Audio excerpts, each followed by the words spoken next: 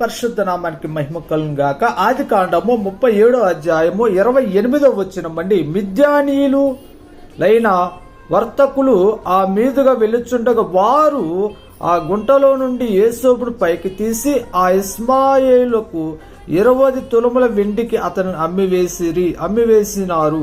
యోసేపును ఐగుప్తునకు తీసుకొని పోయిరి. నామానికి మహిమ కలుగాక. మనుషులు పెట్టే నిందలకు భయపడొద్దు. మనుషుల యొక్క స్వభావాలు అలాంటి అండి. నీవు పైకి వస్తుంటే చూస్తూ ఊరుకోలేరు.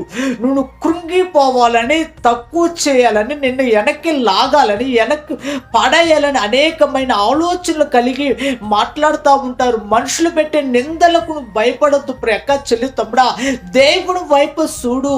యేసపు జీవితంలో కూడా అన్నదమ్ములు అందరూ కలిసి నిందల పాలు చేశారు.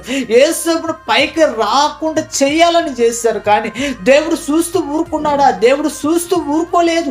ఐగుప్తు దేశాన్ని పరిపాలించటానికి రాజుగా చేశాడు. ఎవరైతే అన్నదమ్ములు ఎవరైతే తక్కువగా చేసి చిన్నచూపు చూశారు వాళ్ళందరినీ మళ్ళీ యేసోపు కాడికి దేవుడు నడిపించాడు. తక్కువ చేసి మాట్లాడుతున్నారని బాధపడొద్దు. చిన్నచూపు చూస్తున్నారని బాధపడొద్దు. తృణీకరించబడుతున్నామని బాధపడొద్దు. ఒక టైం అనేది దేవుడి కొరకు సిద్ధం చేసి ఉంచాడు, ఏర్పాటు చేశాడు.